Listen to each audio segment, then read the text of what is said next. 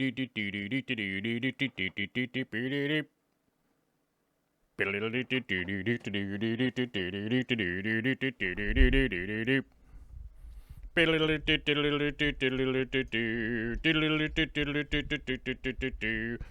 fix a microphone while I'm singing a song. What did I do to my microphone? I seem to have unlocked the lock thing and now it's wiggling around. We might as well start the show.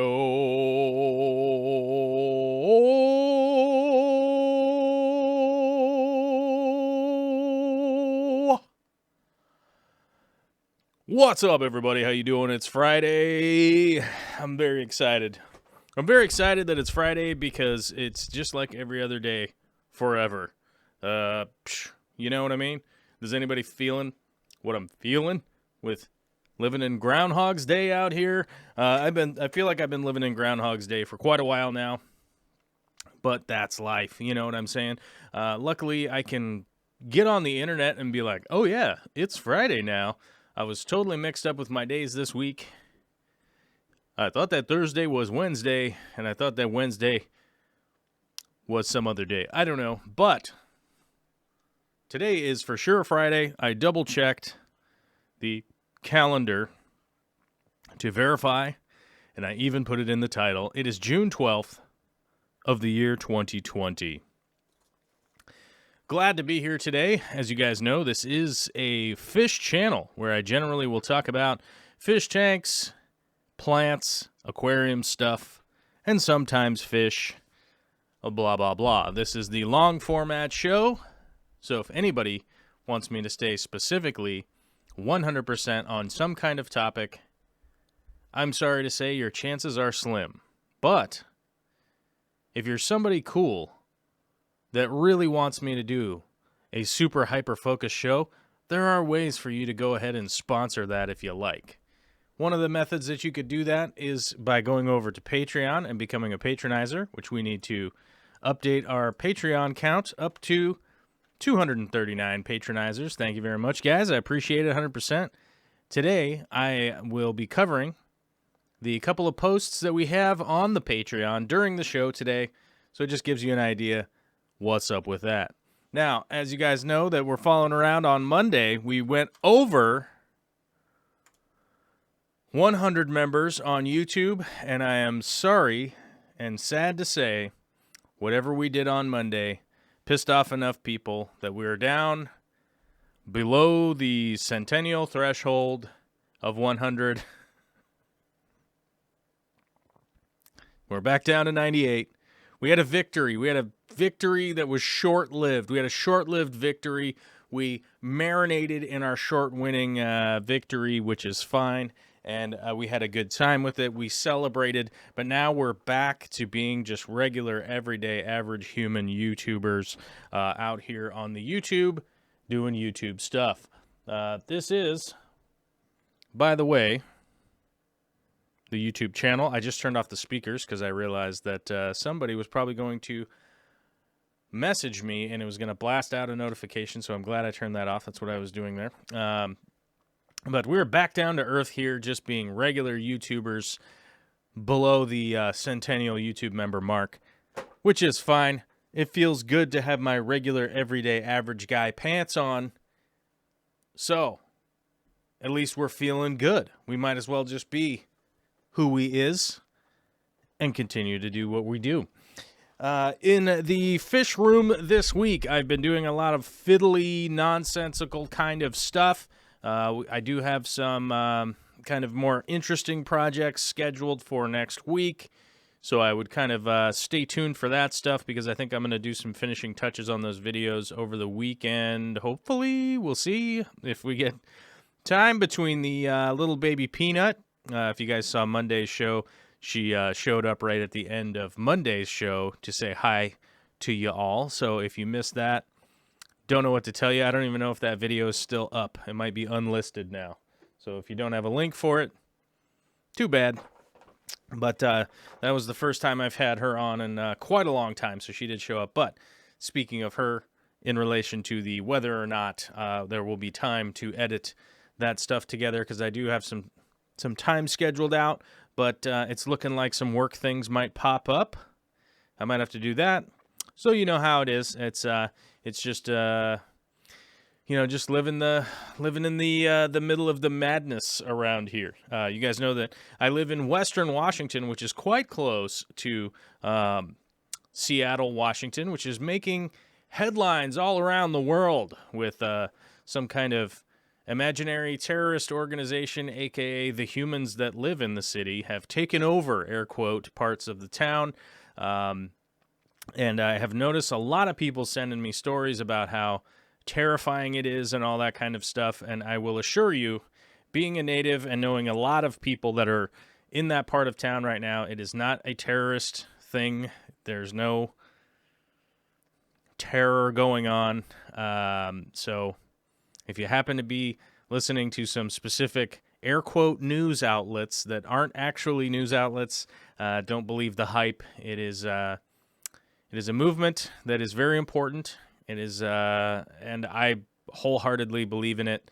And if you don't like that, I'm sorry. I'm really sorry.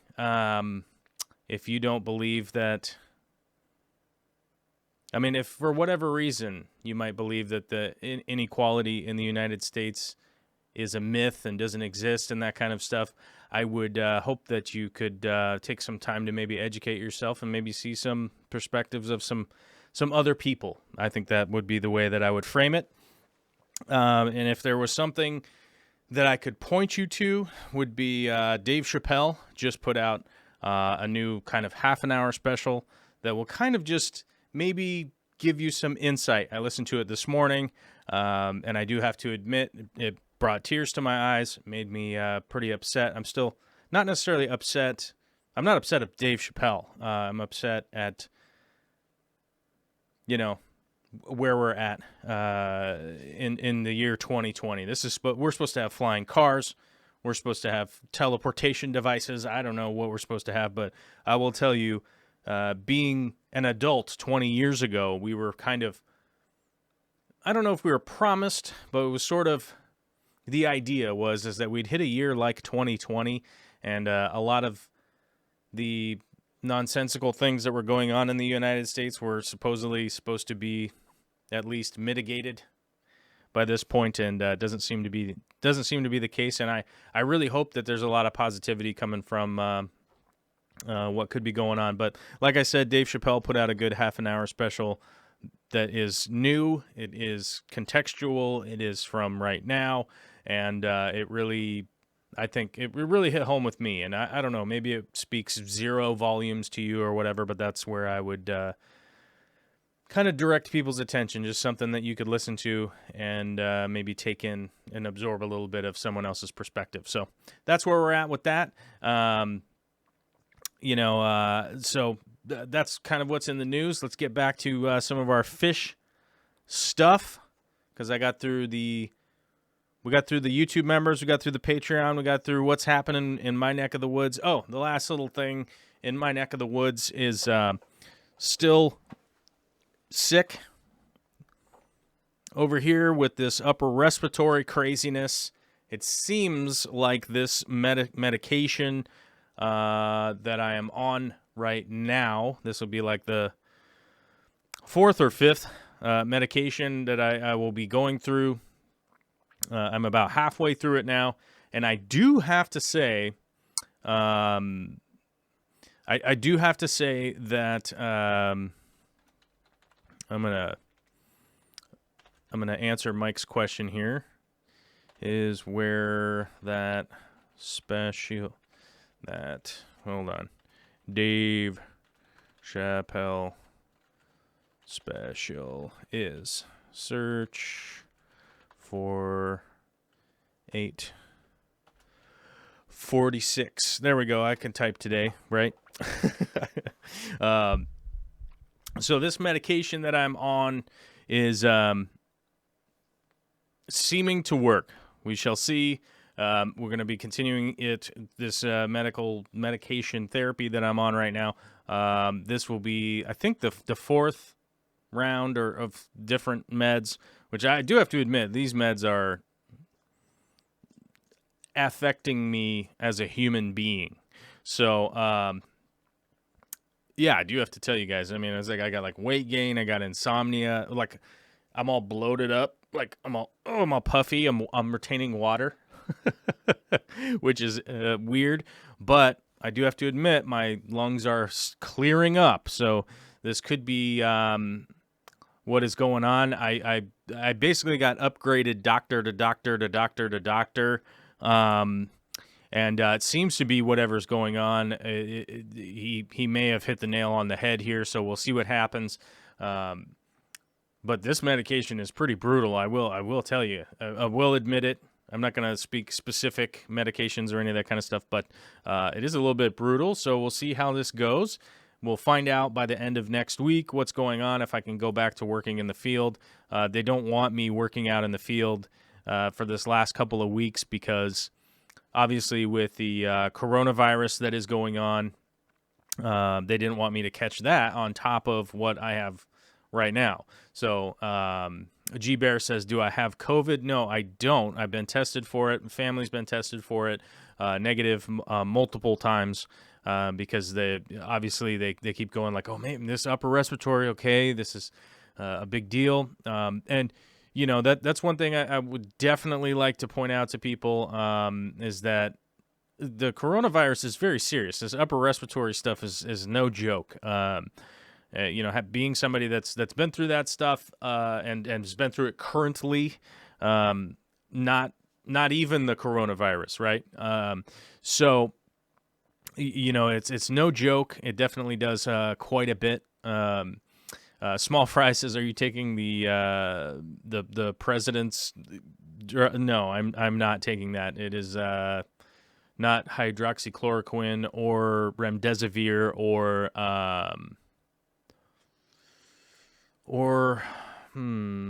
what was the other one? I don't know. It's neither of those. But so yeah, I wouldn't worry about that. But I'm just saying that like. If people are thinking like the coronavirus isn't a big deal, that like, oh, COVID-19, whatever, I've seen it on the news for months now, blah, blah, blah. Even if you don't die, you know what I'm saying? You know, the recovery from upper respiratory stuff sucks big time.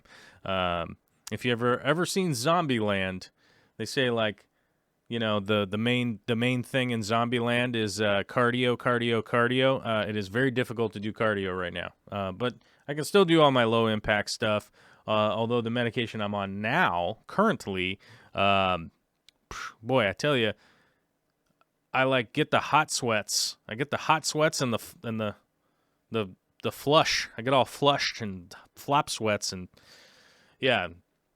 Also, it's messing with my depth perception, which is really weird, but it's apparently normal, so not to be too concerned, which is bizarro to me, but yeah.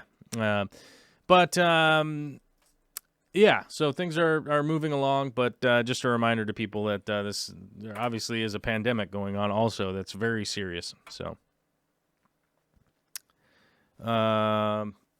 Let's see. So, yeah. So, let's jump back into some fish tank stuff. I didn't see any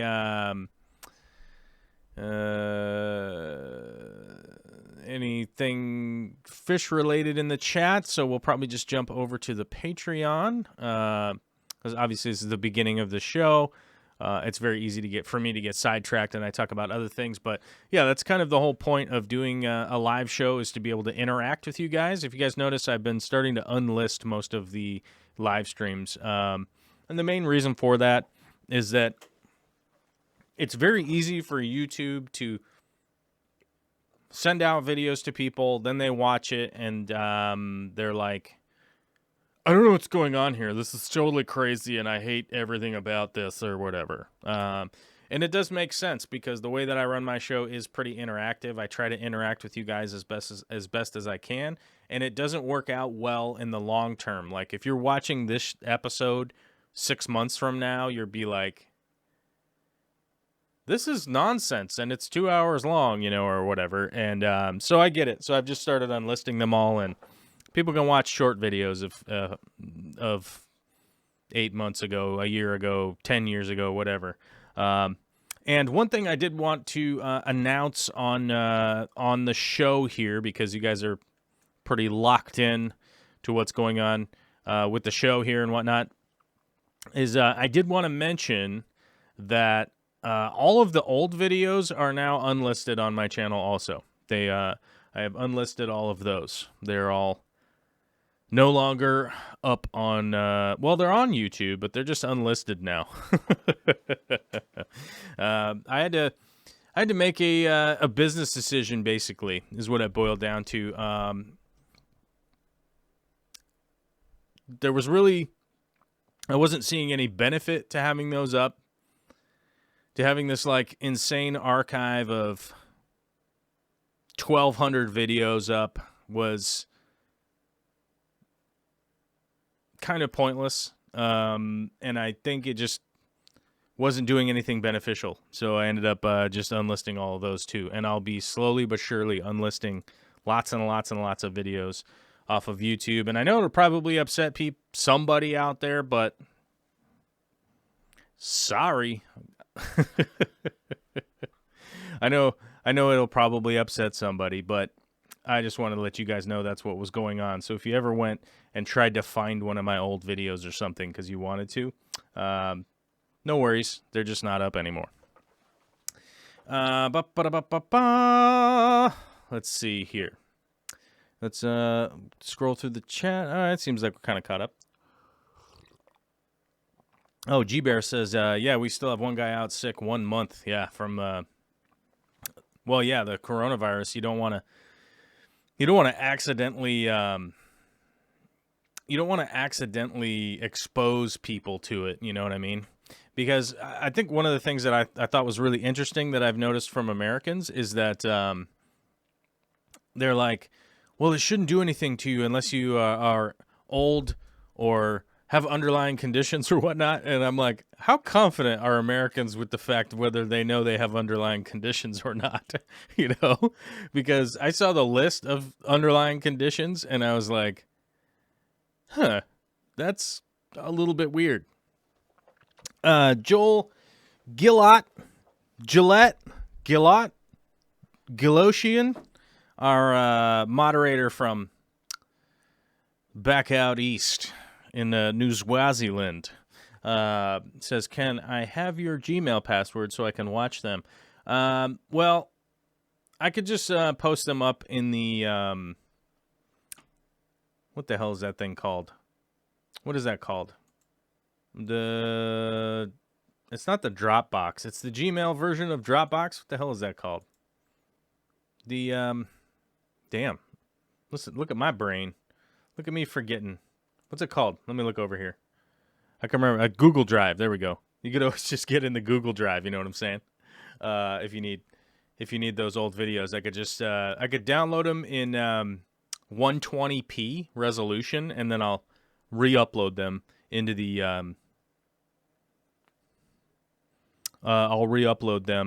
into the Google Drive, and then you could just watch them from there.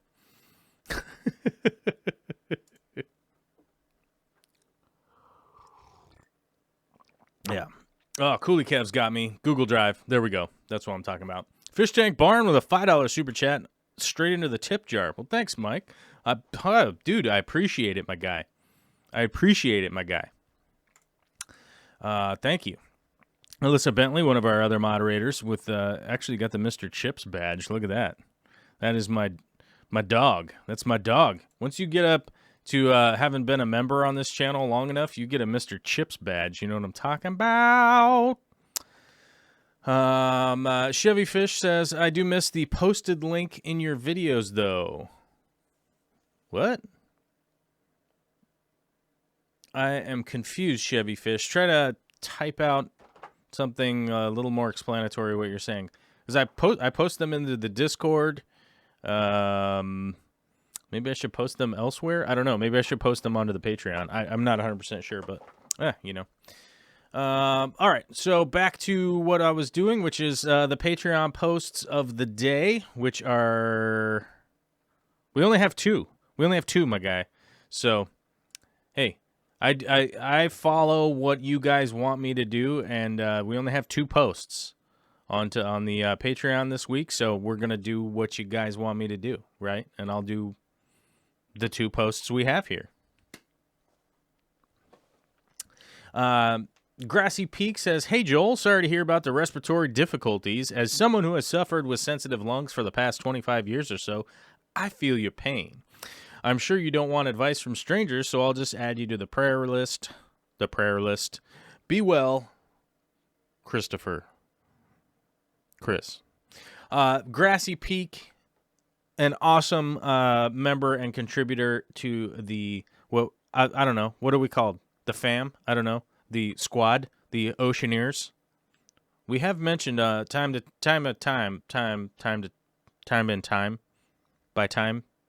every once in a while, that we are the Oceaneers, and I feel like it's kind of a joke, but why not? Okay, good member of the Oceaneers, Mr. Chris Grassy Peak himself.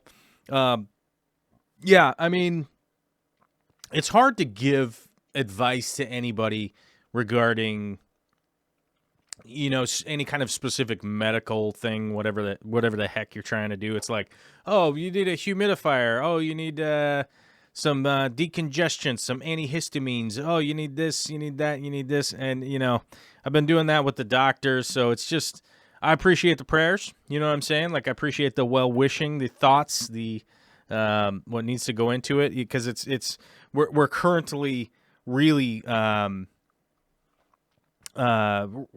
currently really like trying to figure it all out, like what's going on, the underlying stuff. And those guys got the x-rays, and we're doing the CT scans and all that kind of crazy stuff, and getting irradiated and inspected and listened to, and check my blood pressure and blah, blah, blah, blah, blah, and all that kind of stuff. So I feel like, you know, if I can't trust the medical professionals, it's very difficult for the average person. You know, for the average person, they, you know, it's hard to, like, it's hard to give advice, you know what I mean? So I appreciate the thoughts and everything, and you know, we're just going through the steps, we're doing what we got to do, and you know, we'll get there. I'm confident we'll get there, so it'll be fine. Thanks, bro. Tales from the Man Cave sends us in. We got a question from this morning, which is, when do you trim Ultracaria graminifolia, otherwise known as UG, which is a really cool carpeting plant? It, I forget what you want to, what do you call it? It eats little microbes and stuff. It's like a tiny little Venus flytrap, basically. I can't remember the name of whatever the heck that is, but really cool plant. Definitely recommend people to screw around with this plant at some point in time if you get the opportunity. I am currently growing a distant cousin to this plant. I got some from Tom Barr a little while ago, and it's very interesting too. So, you know, it's just a really cool carpeting plant. It's a lot of fun to play with. I got that one in maybe, I want to say about 5 months ago. I think it was probably January, something like that. And I've been kind of toying with it, growing it in some other tanks and things like that to try and figure out exactly, you know, kind of optimal stuff. And it's pretty close to UG. So I've got a little bit in my head that I can hopefully give you guys some layman's information, some easy to digest information. It says these were transplanted from another tank, so they're already fairly tall, which, as you can see in the picture there, they do have some decent height to them. These are established plants. These weren't immersed grown or anything like that. So yes, these will melt back. They'll get kind of funky for a while. I wouldn't stress out too much about it. Also, the color is getting pale, which that's kind of a part of the transition. It's a little bit of a pain to transition this plant. In my experience, pretty much every time I've had it, it's like, oh no, it's melting away. And then slowly but surely you start to get some new sprouts and stuff, which is kind of looking right down in here, like right at the edge here. It looks like there's a couple of new little fronds. Like there's one right here, and then maybe 5 or 6 here, and then 5 or 6 right down here in the kind of the front there. They're kind of, it's given that little look like those are some new little leaves sprouting out of there. And if that's the case, I wouldn't freak out too much. It says, knowing UG does not enjoy many nutrients, I wonder if I should dose some iron, maybe.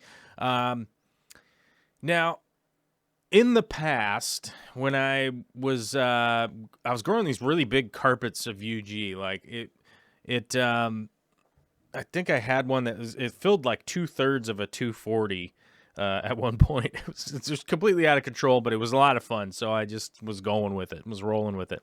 One of the things that I could recommend is a little bit of substrate on the, not necessarily the harder side, but some of the clay-based substrates, maybe a laterite, maybe some chunks of dragonstone or something like that are kind of bring up a little bit of minerals into the water without having to dose fertilizers, because I found more success with my weird soft water that comes out of the tap around here, that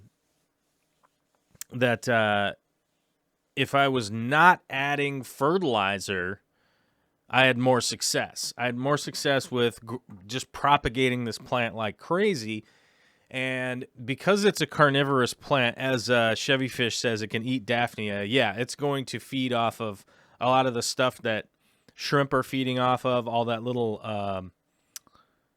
what is it? The microfauna, the little, and I can't remember the name of it right now, but all the little microfauna and stuff in your tank, a lot of it's going to be feeding off of that.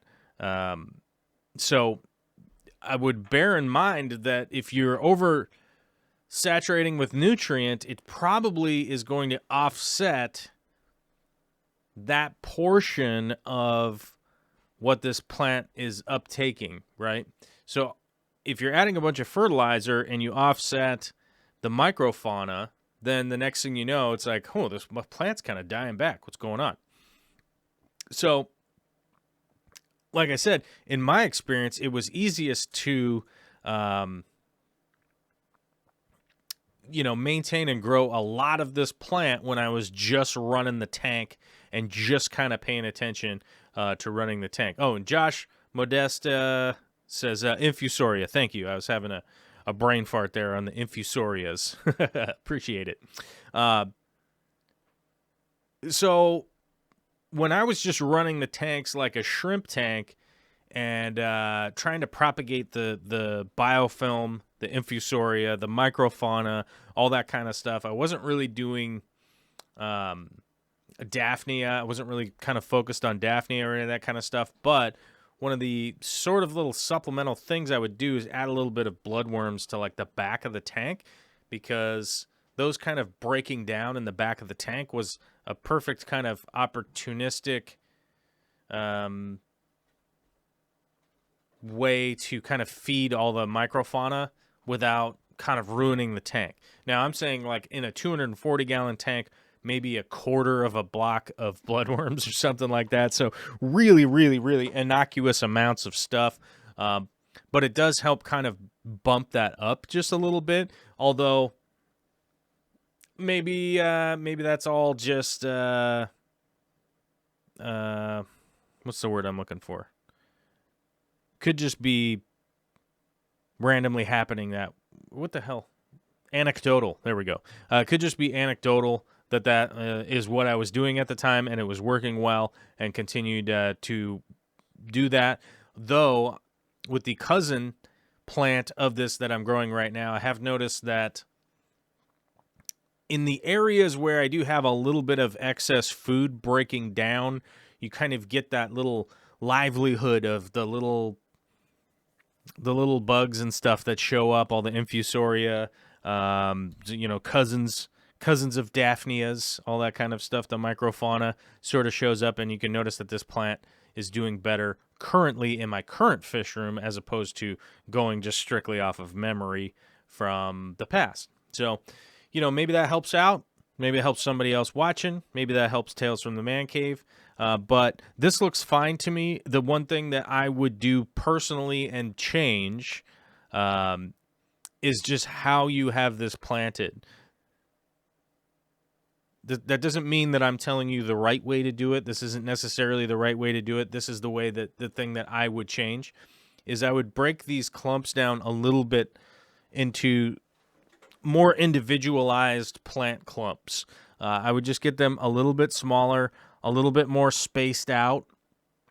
So like this little clump right here, or let's take this one right here. This little clump right here, I'd probably break this into maybe fourths or maybe even sixths. So break this little clump into 6 little clumps and then just leave a little bit of space in between as I'm planting it and go that route. So I found with a little more spacing and a little more broken up, better success, which is the same thing I got going on right now with it's in the 60 gallon. So it's in that 60 gallon, that old 60 gallon cube that I have.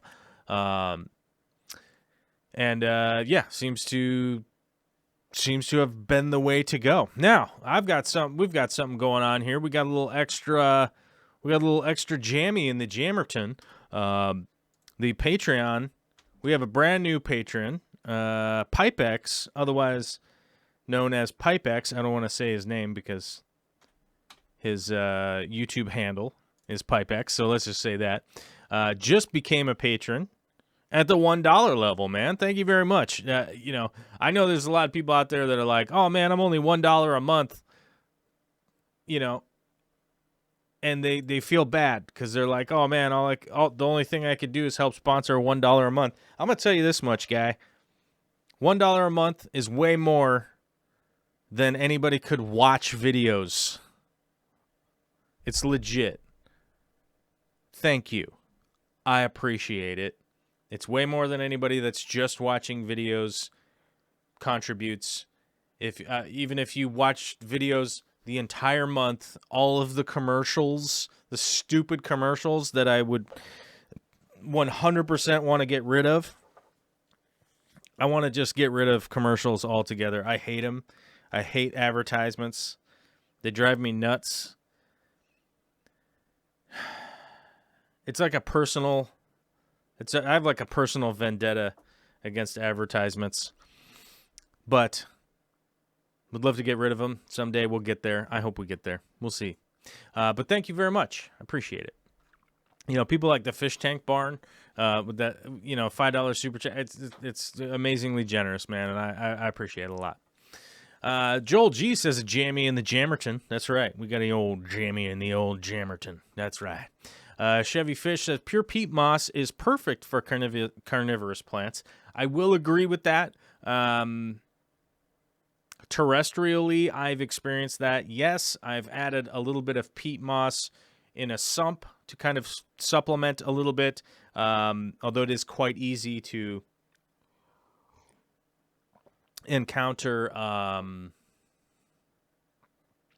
some variations with the water quality that could be quite detrimental to the average person's just daily enjoyment. Hopefully that makes sense. You can really end up with a lot of water changes, a lot of water quality changes and stuff that could be an issue for just trying to enjoy your tank. You know what I'm saying? So I would be careful with the peat. Be careful with the peat, guys. What is going on? My phone is going bananas. Okay. Yeah. Stop going crazy, phone. There. Texas Andy, what's up, my guy? Good to see you. Says, Josh, nah, you don't need CO2 with AR. It is one of the best, easiest red plants out there. CO2 will always help, but I have it in multiple tanks, and without CO2, no problem. What is the question? Where is Josh? What did he ask? Does Scarlet Temple require, does Scarlet Temple, alternate there, or Renechia, require CO2? I wouldn't say it requires CO2, but if you're looking for some good variegation, then yes, that's pretty much what I would go with. I always recommend to go with CO2. It's going to make your life more enjoyable, And I know that people get mad about me making this statement. I am a person that appreciates high quality over quantity, right? I don't want people to have 40 crappy tanks when you could have 3 phenomenal tanks, right? And I know that people get upset with me, and they're like, yeah, but I want to have this fish and this shrimp and that shrimp and blah, blah, blah. I get it. But I try to give advice so that people could go down the path of creating something of quality, and that if eventually you wanted to be somebody who has 3, 5, 7,000 tanks in their house, you're going to be more equipped to understand and be ready to partake in the undertaking of a giant project like that, as opposed to just collecting a bunch of weird tanks and not being ready for it. So I get it. People are like, well, the CO2, it costs money. Like, sure does. But in order to aid people in building something that is quality, I like to give advice that is the quality advice. CO2 injected into a planted aquarium helps your plants photosynthesize, will make the hobby much more enjoyable for you, will make your plants healthier, will make your tank more stable because the plants are healthier, because it's part of the ecosystem, and without having to encounter things like adding a ton of detritus that's breaking down into the aquarium to create CO2. I love natural tanks that have natural CO2, but it takes a lot of time and effort to get to that point. And collecting a bunch of tanks that are breaking things down to get to that point is very discouraging to the average person. You're going to end up doing a ton of work, a ton of leg work. You're going to spend a ton of time trying to figure out what's going on, when we realistically could save up some money and just go, what I would consider to be the easier route is to go like, oh, let me try to emulate at my level what a professional person is doing, right? And the reality is, like, let's take a sports analogy, right? If LeBron James practices 5 hours a day and he has a routine that he practices and blah, blah, blah, blah, blah, blah, blah. As an average person, you wanted to get better at basketball, right? Now, you can't practice 5 hours a day and study and do all this kind of stuff, but you would probably want to take the highlights of those kind of practicing and working out, right? As opposed to just going, well, I'm just going to do a bunch of random stuff that doesn't have anything to do with the basketball, and then just expect that I'm going to get better at basketball, right? So, that's kind of the parallel. It's like, yeah, you can't do LeBron's workout and all of that stuff, but you could definitely probably do a half an hour of it instead of, shooting 400 free throws. Maybe you could just practice 40. And then you're like, oh, I'm getting better at free throws, right? You wouldn't want to get better at full-length court shots, right? Just because every once in a while a full-length a full court shot goes in, you don't want to be like, oh, I'm going to really practice that so I can get really good at this one weird thing that's out here. That's this aberration of success. So, yeah, obviously it's a crappy sports analogy, and I'm not that great at doing sports analogies because I'm not a coach or anything like that. But, you don't want to be doing bad reps. That's kind of the point, is that you don't want to be practicing poorly. I guess I could do a kitchen. Let me do a kitchen reference for you. If you were to be cooking food, right? You don't want to be cooking food improperly and learning how to cook food improperly, because the next time you go to cook food, you've learned how to do it wrong, right? And you're like, I'm a terrible cook. And it's like, yeah, you're practicing terribly. It's awful. Like, and here's an example. People see me use a knife, okay? People see me use a knife, and they're like, that's crazy. There's no way I could ever do that. I don't understand how you do that. How would you do that with a knife? That's nuts. Blah, blah, blah, right? To me, it's normal. And the reason it's normal is because I practiced and I practiced and I practiced and I practiced and I practiced to the point where I can use a knife.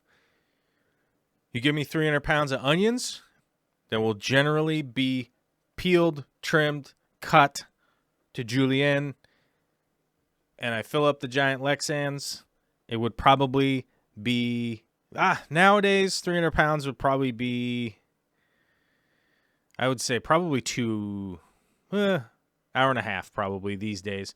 But in the past, I could get through 6 50-pound bags in probably an hour.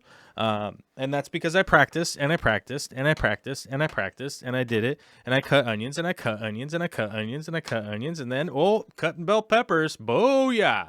So the reason I'm bringing that up is it has to do with practicing properly. And I don't think it's a great way for people to try and ramshackle things together, right? Whereas it's like, I'm going to go get this weird substrate. I'm going to go get this weird light. I'm going to go get this and that and the other thing. And I 100% get it. I get where it's coming from because I was in that spot like 12 years ago trying to figure out a light. Where's a light that photosynthesizes? And I didn't want to buy a super high-end professional light because 12 years ago, man, you had to go some weird lengths to get it. So I was trying to find a parallel that would work properly, that would be affordable, you know? I hope you guys don't have the interpretation that chefs make a ton of money, because they really don't. But, 12 years ago, cooking 80 hours a week, it pretty much meant I didn't have a lot of time or a lot of funds or anything to be like buying fancy stuff from, wherever. And also you didn't even know where to get it from 12 years ago. The internet was pretty much useless. We had like forums and stuff and it was crazy. But I tried every crazy way to build a tank. And some is successful, some's not successful, some works, some doesn't work, this and that and the other thing. And you can definitely save some money, but you're definitely going to waste a lot of time hunting this crap down and trying to figure out how to make a part that already exists that you could have just probably gone and worked a couple hours for it, found a side job over the weekend, and paid for it. And just had it done to move on to the next thing, because the reality to me is that the experience of working through something that works properly is more important than going like, well, I spent $40 on this regulator, and then the ability to be able to experience the thing working and then have the experience as you move forward, being a human, right? Stacking experiences is very important to me. Having experienced things in my life is more important than just a conjecture of, well, I heard that works from some guy, right? So that's why I try to encourage people with being able to experience the thing working properly. We got a whole bunch of super chats here. We gotta get these. What are we doing here on a Friday? What's going on with all these super chats? Oh my god, you guys are being wacky generous, and I don't know how to respond to kindness very well, because I don't know. I'm a weird person, and my brain just, I don't know, makes me feel weird. Matt Turney with a $10 super chat says, thanks for all the advice and keep up the great videos. Well, thank you very much, my guy. I have another video coming out tomorrow. What is that video? Let me double check. I want to double check. Ludwigia Pantanal will be tomorrow's video, so I don't know if anybody's excited about that. I don't know if that excites anybody. We had the aquarium plant placement, working on the textures. We had the quiet moments videos last week. Just kind of trying to pass on a moment of chill for you guys. Hopefully that was nice. They didn't do very well as far as the YouTube algorithm is concerned, but I'm going to be honest with you guys. I don't really care. I don't really care about the YouTube algorithm all that much anymore. I personally don't. I'm just making stuff I like to make. And if you don't like it, then that sucks. That sucks. And I wish I could have made something that you liked, but you know how it is.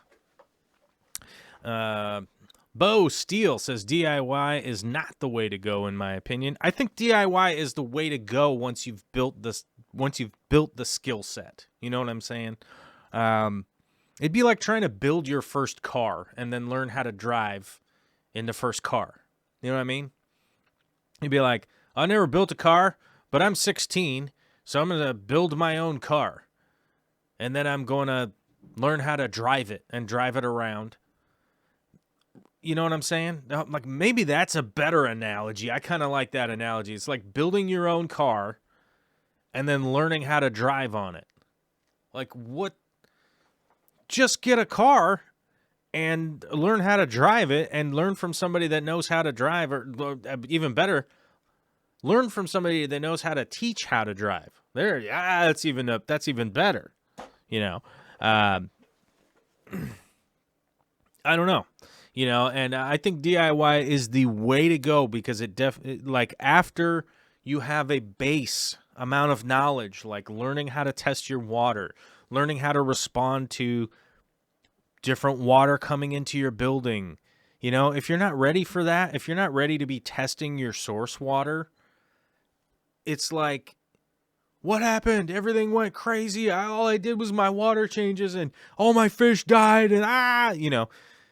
So that's kind of why I'm like, look, I really want, like, I understand why people like the $1 per gallon sale. I understand why people like collecting more tanks because I'm the same way. You know, it's not me being critical of something that I don't understand because I'm the same way.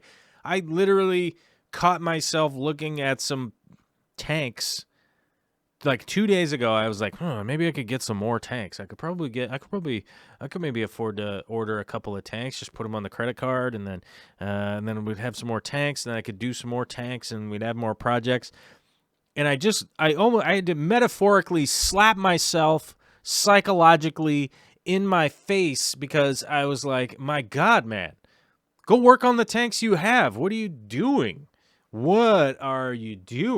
And that all happened in my head, so I couldn't make a cool video about it or anything. But that's kind of the thing I like to pass on to you guys is that, like, look, I get it. I get going like, oh, man, I really like that fish. Maybe I should go to a $1 per gallon sale and get a tank, and then I could get that fish, and then I would add that fish, and it's like, wait a minute. I already have tanks to go work on. Why don't I just go work on those? Oh, yeah. Okay. Well, screw this. I'm going to go work on those. So that's kind of my point of, like, get some good substrate. You know, somebody was trying to argue with me. Well, I guess just have a conversation was an argument, but about, you know, like 88 Amazonia is expensive. And I get it. It's expensive. It's like $50 for a 9-liter bag, you know, like that's expensive. I don't care who you are. $50 that's a lot of food. You know what I'm saying? If you don't shop at stupid places like McDonald's, stop going to McDonald's. Buy bulk groceries, make your own food. Good Lord. But, you know, $50 is a lot of food when you get down to it. $50 for substrate going into a fish tank. I get it. It's expensive. But if the volume that you're saving, right, is like maybe you buy a bag of sand and it's $12 and you got this big ass bag of sand, and you buy some Miracle Grow and that's like $12, and you buy some gravel and that's like $4, or maybe you got to buy the big giant bag of gravel and that's like $7. You know, it's like you got 12, you got 24, you got 29, you got $30 wrapped up in some stuff that you're probably not going to use all of it. So now you're going to have these like half-used bags of crap that you didn't need. And it probably took you a lot longer to go to Home Depot or go to the pool store to buy a pool sand filter, or you had to go to like 3 different hardware stores because you had to find, well, I don't like the gravel that they have over here, so I had to go to another hardware store or a different nursery or something like that.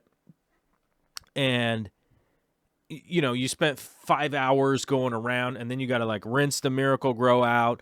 And if you actually kind of want to do it properly, you have to like soak it in water, then strain it all out, then dry it, then add it back in, then add your gravel on it, then add your sand cap. Now you can't mess with it. You can't change the tank or anything like that, because if you disturb this super nutrient-rich base that's under there, right, you're going to clot out the tank and you're going to get all this algae growth that you're probably not ready to deal with because you're probably somebody that's fairly new to the hobby. Now, you're going to also have to do tons of water changes. You're going to have to do water change, water change, water change, water change, and you probably don't have the equipment for it yet, right? You probably have a bucket and you're siphoning into a bucket and you're doing water changes. You're probably new to the hobby. But then you go like, well, I need to get a Python now. So then you got to go get a Python, and that damn thing costs $50. Now you're out $50 for the Python because you got to do the water changes, because you have to do these constant water changes out of a tank, and that costs $50, and you're wasting all this water constantly doing these water changes when you could have just, you know, and then you start to add that up, and then you're going like, well, wait a minute, now I've spent $50 on a Python, I spent $29, $30, we're up to $80 on just some substrate and a water changing device just so I can make these insane amounts of water changes I got to do at the beginning of this tank. And lo and behold, you're out more money than you could have just bought the expensive bag of the thing. And you could still make changes to that tank as you go along. And you could be saving money to get a CO2 that you could add to the tank, because if you you hadn't spent any money on any kind of CO2 setup by this point, if you're doing, for instance, the Wallstad method, sorry, I misspoke there. If you're doing that Wallstad method, you're going to have to wait a long time before the CO2 shows up, whereas you could just be spending that time that you were going around to stores and buying Pythons and doing all these water changes to work an extra shift here and there and save up enough money for CO2 and then continuing going forward. You know, Phoenix Fish says, exaggerated greatly. Dirted tanks aren't that tough. The Wallstad method is not difficult for somebody who has experience. And the people that are asking these questions are people that are, generally speaking, not very experienced in taking care of aquariums. And, you know, maybe it's a bad analogy to say it's like building your own car and then learning how to drive on your own car that you just built. But, you know, maybe it's a bad analogy, but that's stuff that you have to do. You have to do a ton of water changes. You have to do a ton of work that you could just be doing work to make money, to run something that's really nice. And I do know the other part of the progression from that is that those cheap tanks, eventually, people are going to want to get to the point of having a really nice aquarium, right? There's going to come a point where you're going to want a rimless tank. You're going to want a low iron tank. You're going to want a really fancy light. You're going to really want a, you know, you're going to want like a better filter. You're going to want a better this. You're going to want a better that. You're going to want better rocks. You're going to want better driftwood. You're going to want more rare plants. You're going to want to, you know, you're going to want to do that stuff because as the time progresses, that's generally what happens with most things. It's like, that's just how people are. People want to just continue to get better at what they're doing. And that's basically kind of how it goes. So my kind of thing is like, if you're spending all of this time and effort and money at the beginning, it ends up becoming fairly difficult. Josh Modesta says, any complete CO2 kits on the market? Yeah, I have some Amazon links in the Amazon store. some kind of cheaper ones and the higher expensive ones. I just happen to be an Amazon affiliate, so if you do click through that stuff, it does give me a bit of a, what do you call it, the advertising fee, basically, which is going down and down and down and down and down. And people would wonder how much I make off of that. I literally made 96 cents yesterday. So, if you think that that's like influential to my decision-making process of recommendations or whatever, it's really not. I mean, it's just really kind of what it is.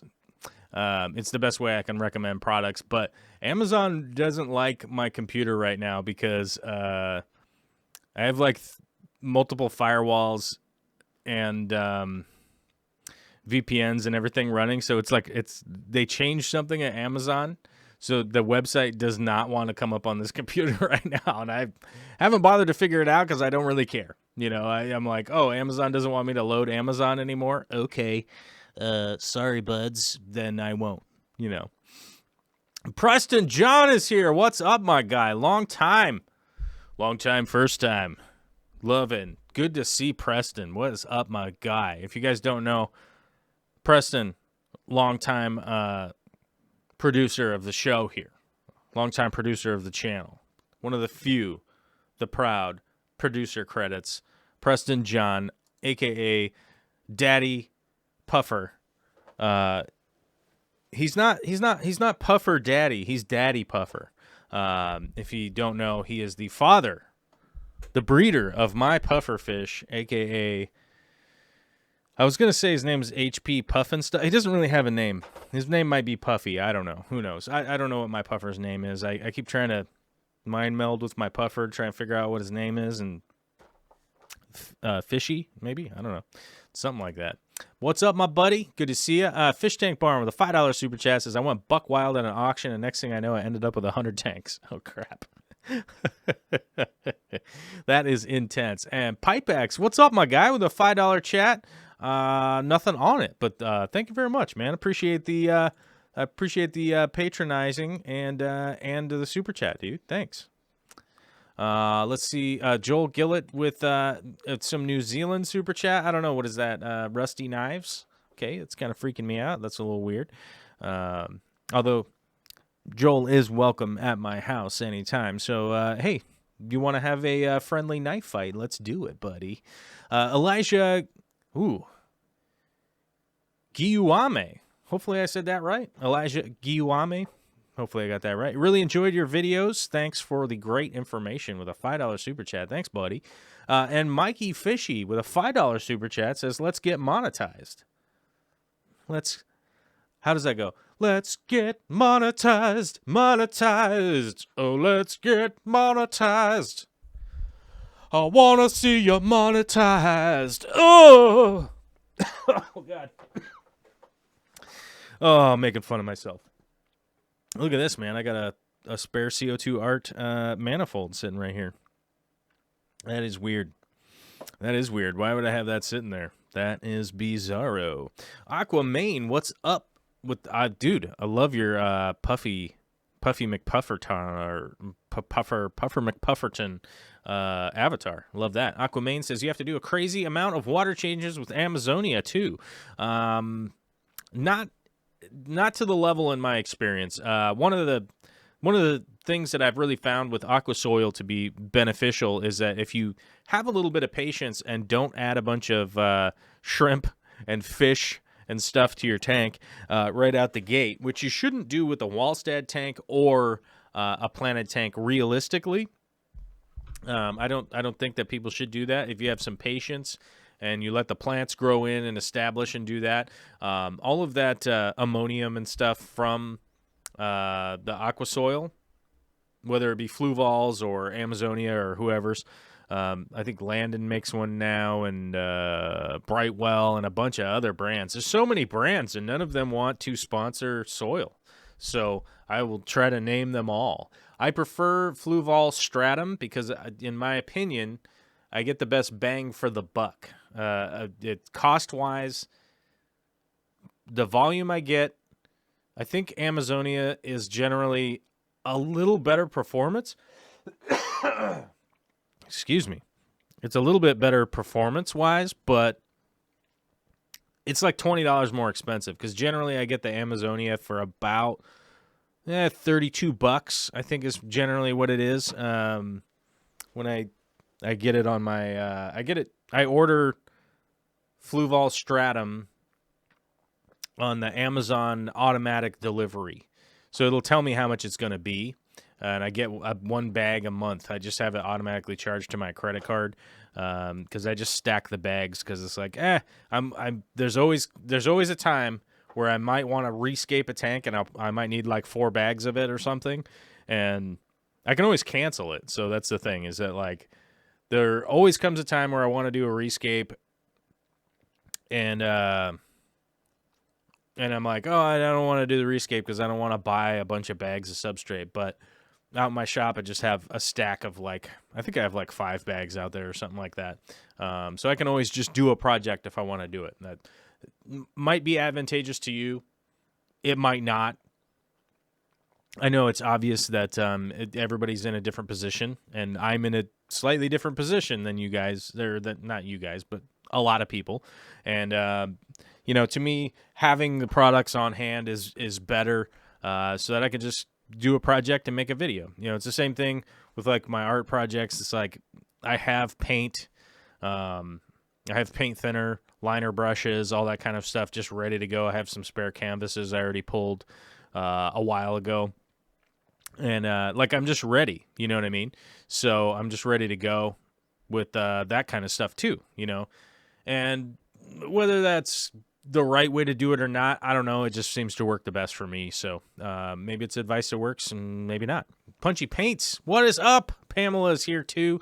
It says, join Patreon. What is up? Yeah, why not? Why not join Patreon? You know what? You could become a Patreonizer too. Yeah, YouTube members is there. Our super chats are super today. Let's see what we got out of the chat because we're kind of at that point in the video. It's all good. I'll send you some pictures of random products at the supermarket and such. What?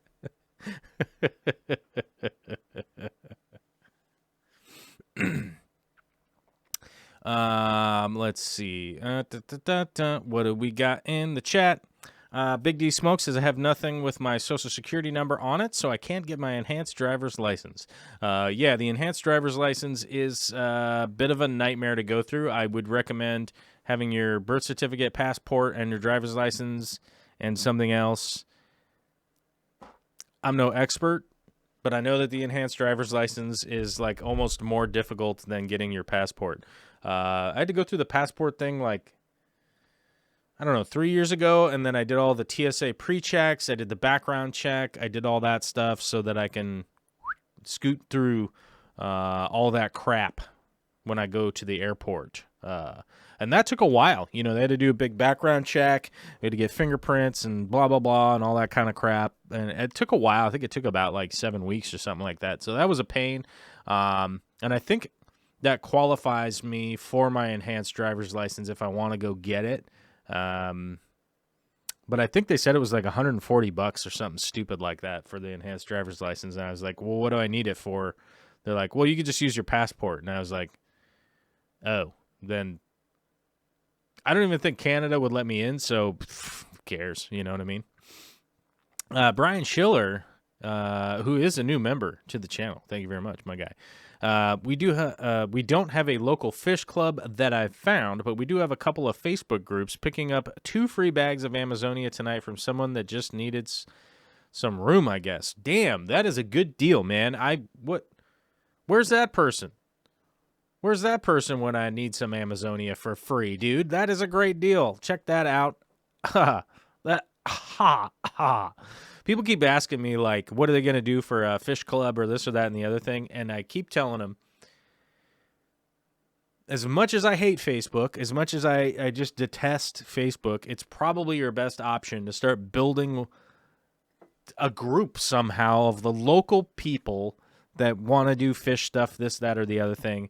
And maybe they're not even local, considering in the United States how easy it is to ship things around. Thank you to the United States Postal Service. If you guys The world is so crazy right now. I can't even believe that the United States Postal Service is being threatened by this nonsensical administration that is going on. But, dude, mad props to the United States Postal Service. If I ran for president, that would be part of my, agenda, is expanding the United States Postal Service. But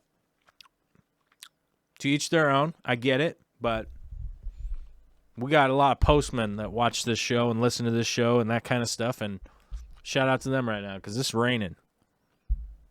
And I know you all still delivering. They're still doing what you got to do. And shout out to your pension, man. How cool is that? In the year 2020, most everybody's got their retirement tied into some kind of stupid 401k or some crap. And that don't look good with the market going crazy, right? But Facebook would probably be the avenue to find some people. Maybe they're just in your state. Maybe they're in the surrounding states. Maybe there's a couple of people from Maine, a couple people from California, a couple people from Texas, and you're located in, let's pick a state that doesn't get mentioned very often, Indiana. Let's say you're in Indiana and you're like, I want to build a fish club a little bit. Hey, try it online. Try to get some people involved and see where you can grow. See where you can grow from there. At the very least, maybe you'd end up with some peeps that you're friends with, and you guys kind of start trading back and forth in the mail. You know, like with how good the mail service is. That's how I got all sidebarred onto that weird nonsense. But yeah, check that out. Give it a try. Aquamain says, do you use root tabs in the stratum? No, I don't generally use root tabs. It's a real rarity if I ever use root tabs. I don't find a big value behind them with how my tanks are set up. There's a lot of value for people out there that maybe aren't fertilizing their water column. Maybe they aren't using CO2. Maybe they aren't have the best whatever. I don't know. Maybe they don't have the best regimen for cleaning their tank or changing their water or whatever, or that kind of thing. The root tabs can definitely come in handy. And I generally don't grow sword plants, which I think are the best use for root tabs, is big old sword plants that need all that root feeding, you know. Yeah, where were we at? Big D Smoke says, I went to buy a pistol but forgot my license. Still had my old address from 4 years ago. Oh, that's right. Yeah, and you got to have your CPL. Do you have to have your CPL? No, you don't have to have your CPL to buy a handgun. No, I don't. Not in Washington. You have to have your CPL to carry it, though. Or you have to have it exposed, which this day and age may or may not be a good idea. Texas Andy says, CO2 is the absolute best investment I have ever made. It seems expensive at first, but it isn't very expensive to continue going. Also, you can split to multiple tanks off one regulator within reason. Yeah, this is one of the ways to do that. CO2 Art makes these. I believe FZ something or other sells these all knockoff style, because that's the way the world works these days. Get something produced and someone else can just slap their name on it. So, but I think F Zone, something like that, whatever the hell it's called, I think they sell these too. But it's basically just a bubble counter, you know, built onto the top of a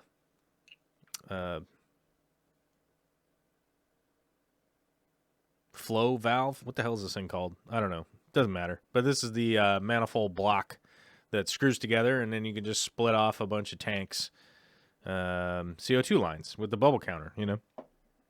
Yeah, they're pretty dope. But yeah, that's kind of the thing is that like the CO2 costs a little bit to get into it right out the gate, but you can definitely split it off into a bunch of tanks, and it really doesn't cost that much. Brian says he doesn't know what he's going to do with that Amazonia yet, but I think you'll figure it out. Mary Page Flynn, who is also a new member to the channel. She's got that green arrow still. You can see that badge there. I'm really loving the Stratum. Yeah, I think it's, you know, it's difficult for me to, you know, kind of be preaching to the choir or whatever, but you know, I realistically think that some professional substrates are just going to be a real big change for a lot of people out there if you haven't used them before.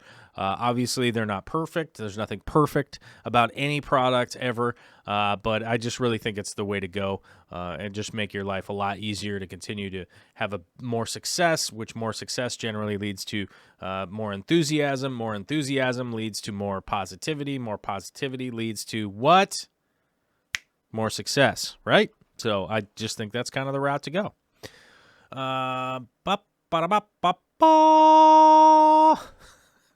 Gillett. He's saying something I can't read out loud.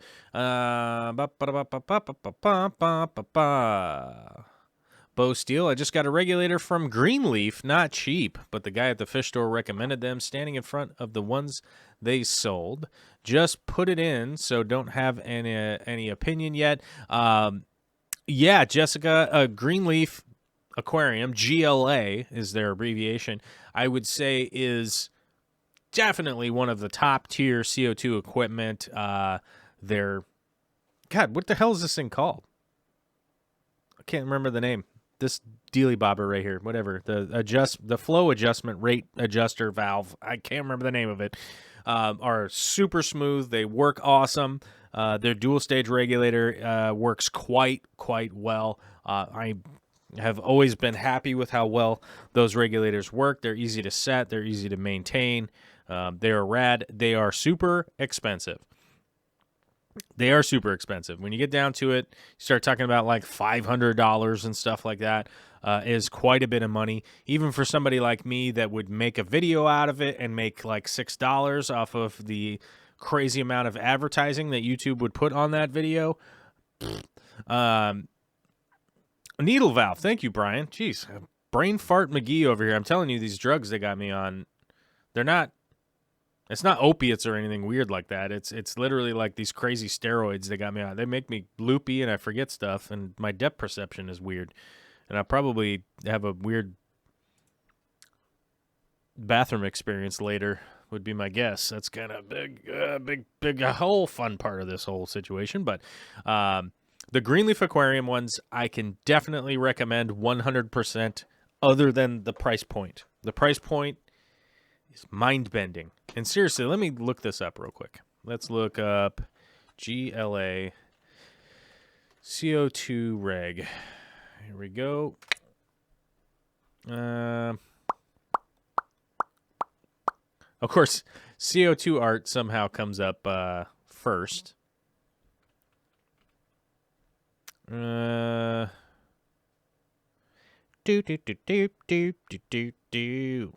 Where is it? GLA Pro 3. I think that's the one. Let's take a look here. Yep. And let's less enhance this window. It's way too zoomed in. Here, hold on. Yep. There we go. Then I can go over here. I wonder if this is going to work. Let's see. Oh, yeah. There we go. This is literally the page right now I'm looking at. Check that out. Welcome to Technology World. Yeah. This is a very nice regulator. This actually has the 3 blocks to split this into 3 tanks that are just like this, right? They're just a different brand, different make, different model, and you can't see what I'm talking about. So let's change this a little bit. Actually, I wonder if I can... Let's go like this. Yeah, that's a little bit better. It's not great. Hold on. Hold on, folks. Let me adjust the adjustment here. Let's remove that. We got to go to Add Source. Screen Capture Smart Selection. Wah. 1. 2. Regulator. Dual stages. Regulators mount up. Here we go. So as you can see, we've got that manifold block 1, 2, 3 with the needle valve on the bottom. Very nice. The locking bolt is awesome on these. They're actually a hex bolt. and they work really well. They hold together really well. They hold together better than these hold together, the CO2 Art ones, in my opinion. Hey, it's just my opinion. Everything here is my opinion. Relax, you guys.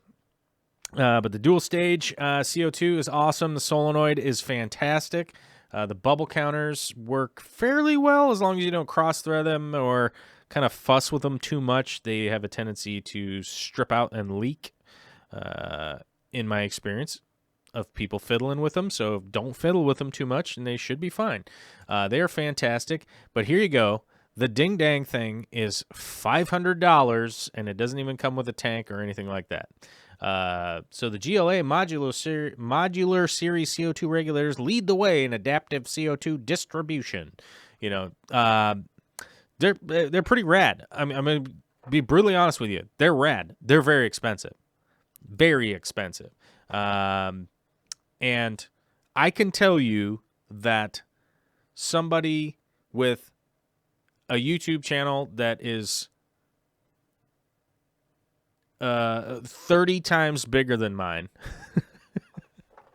something crazy like that, wanted to get some sponsored GLA stuff to make some videos about it, and they didn't want to do that. So it's not even a matter of like they just don't like my channel, but we were trying to get them, I was trying to get them to send out a dual stage regulator so that I could test it out and kind of show you guys this one versus that one, and go through that whole thing.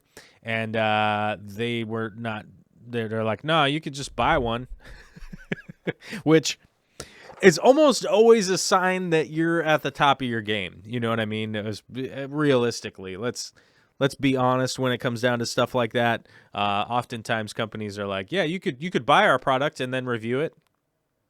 But that's just kind of how it went down with them, and that was fine. I was like, oh, that's cool. You know, Kessel was the same way. When I was like, hey, you want to send out some Kessel lights? I'll test them out. We'll do some stuff, da-da-da-da. And one of their reps was really into it, and someone else within the company who I don't need to mention or whatever was like into it, but then kind of was like, nah, we're fine. So Kessel's kind of the same way. They're like, yeah, you could buy one at like half price. How about that? And I was like, I'm not that enthusiastic about making a 3-month project on a light that I don't really need. So I was like, yeah, okay, never mind. Janice Lumberg with a $25 super chat. Dude, that is crazy. Thank you very much for the Friday Fan Fund. I will go ahead and put that in for maybe I'll buy some red chilies and make some red chicken from scratch. Maybe I'll do that. Maybe I'll do some enchiladas. Hey, ¿te quiere enchiladas?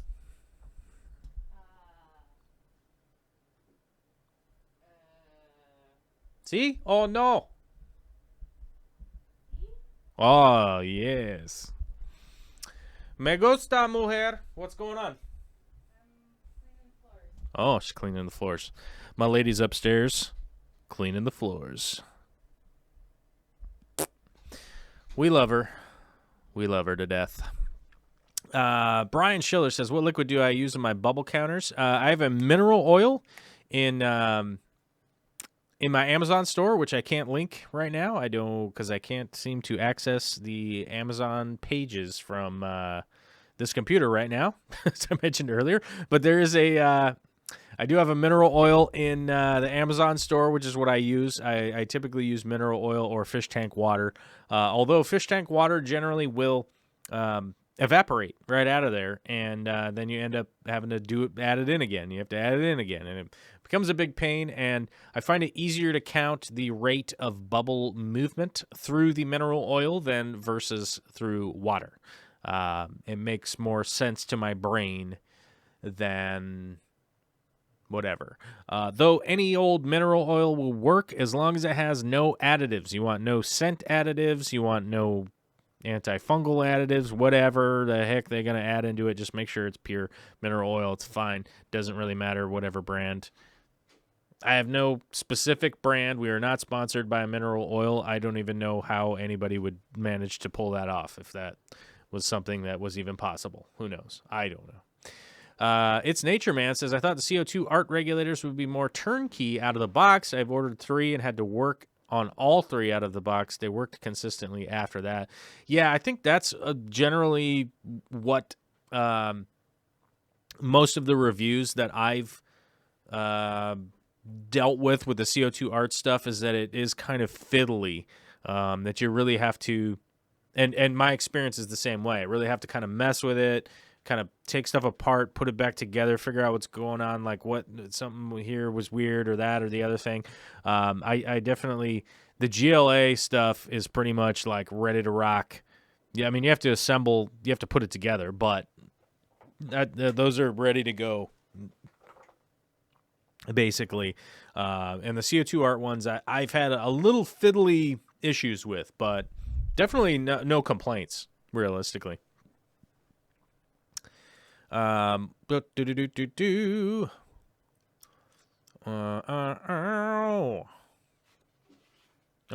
I think I'm caught up with the chat. I think I droned y'all to death. Aquamain says, I'm still at 0.5 parts per million ammonia after 5 weeks daily water change on Amazonia. That is really weird.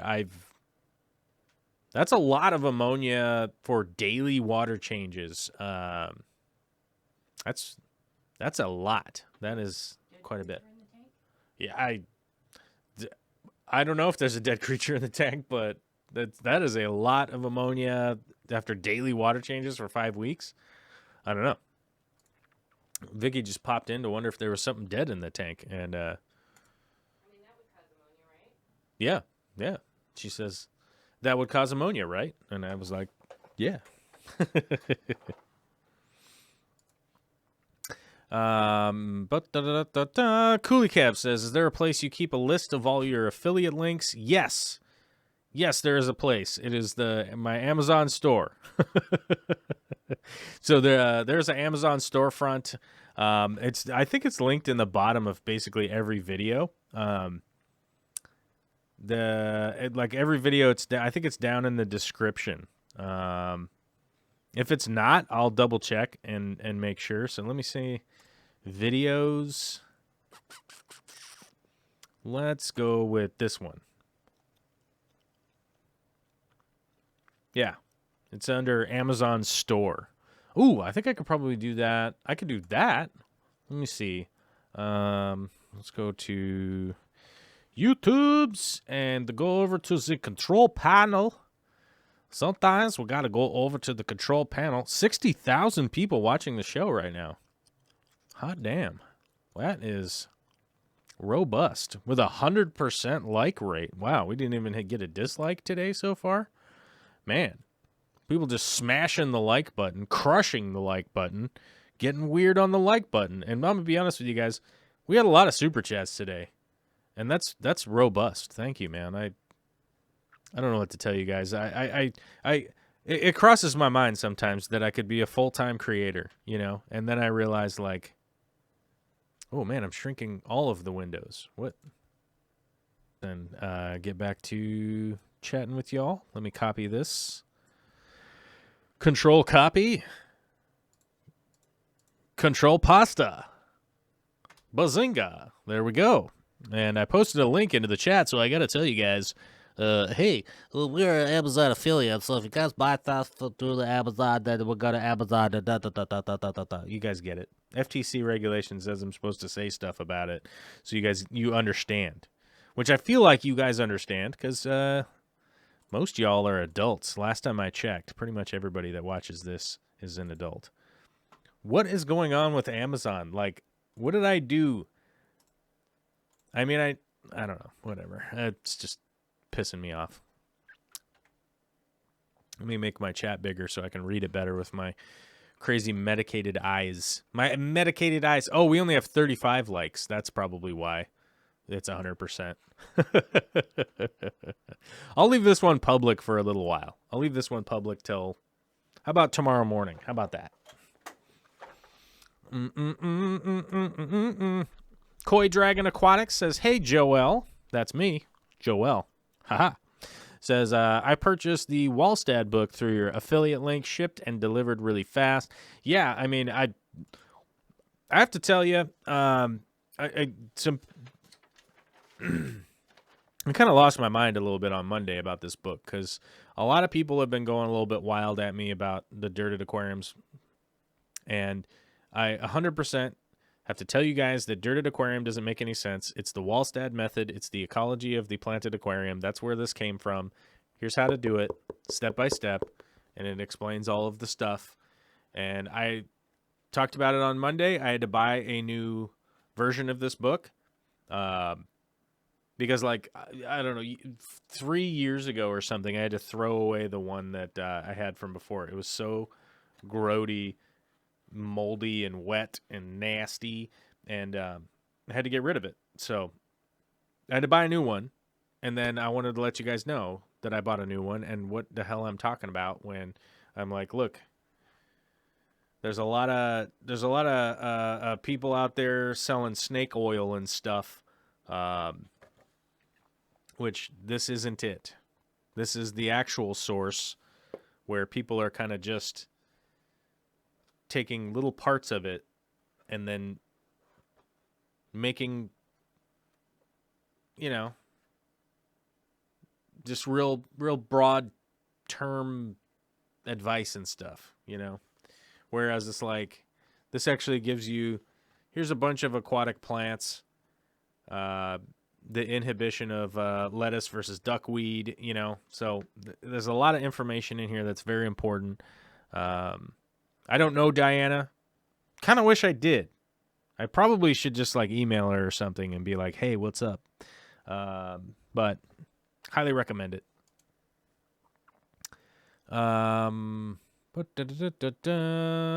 agrees with the sci-fi swordsman. Check ammonia level of the tap water.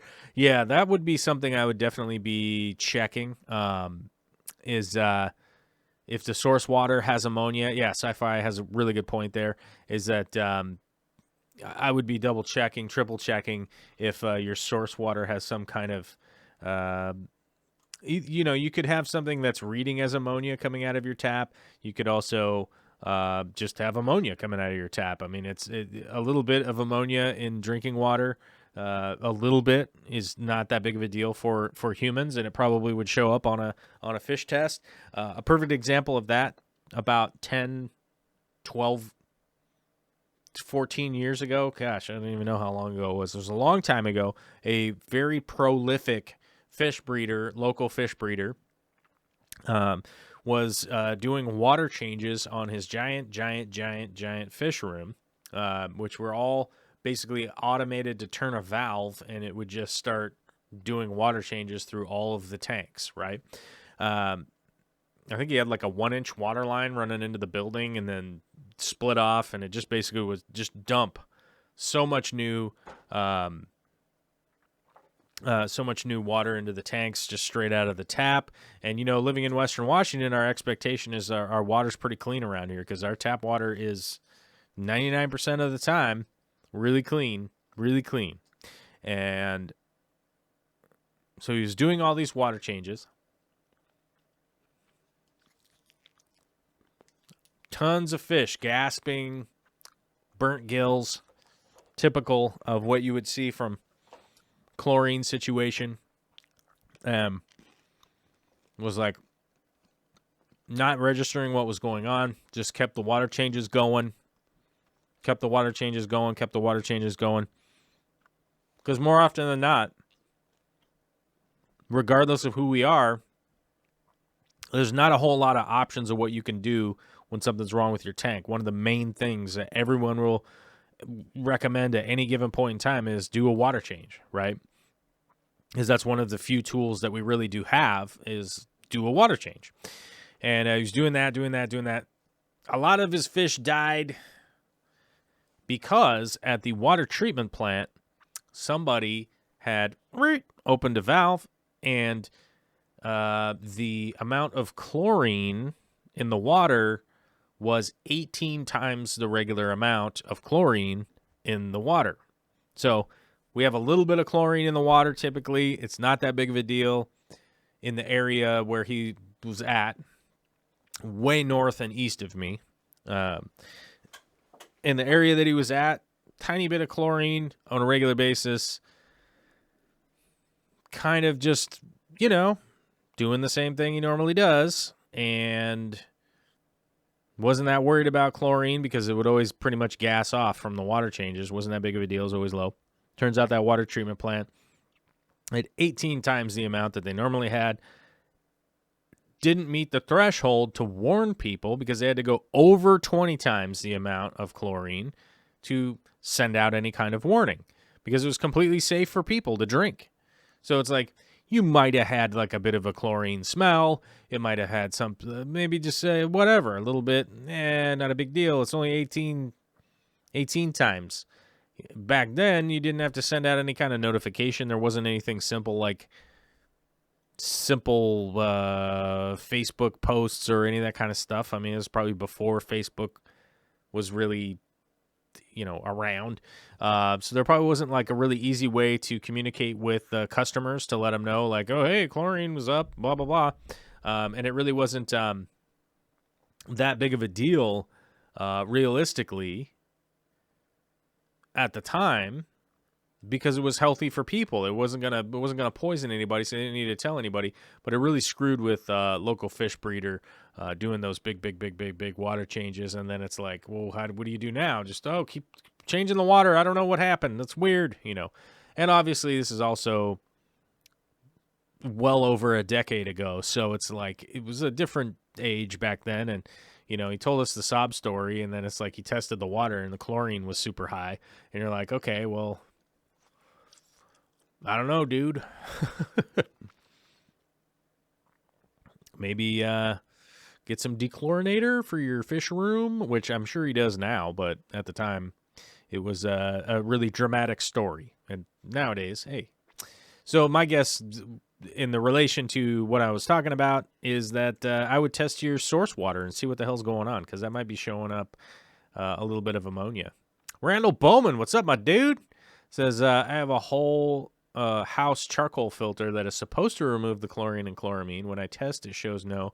Yeah, those charcoal filters for the whole house, definitely recommended if it's something that you can afford. If not, you could always get a charcoal filter that's a lot cheaper. Like you could do inline for your water changes. And I've done that in the past. It works quite well. I have some old videos of building what I call a push filter, which is 3 of those little housings built together. And I just hook my hose into it, hook the hose coming out of it. And it has particulate down to, 3 micron or something like that. Charcoal and deionizing filters in there. Does great. Just knocks anything from being in the water added in. Excuse me.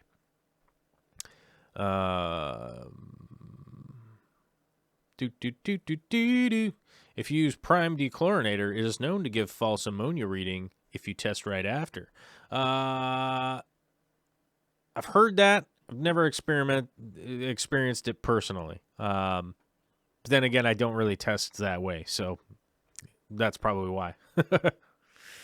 Brian is on City Water, and their annual report shows average of like 0.5 parts per million. I got nitrate filter from the Home Depot. Now I'm putting in 0. Yeah, so that's probably, that's generally good advice. Have a little bit of a filter on whatever your water changes is coming from.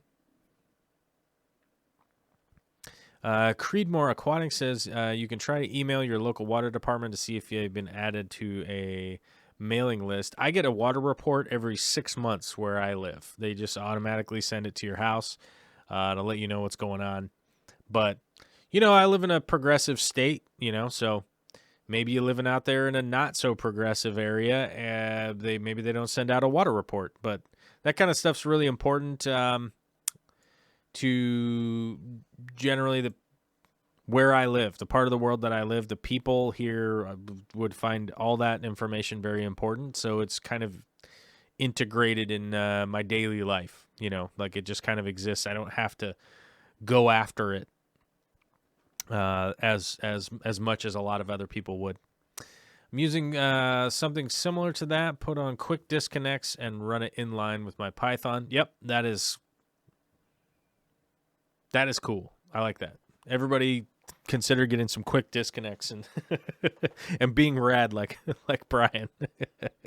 Yeah, I love quick disconnects, by the way. I'm a huge fan of quick disconnects.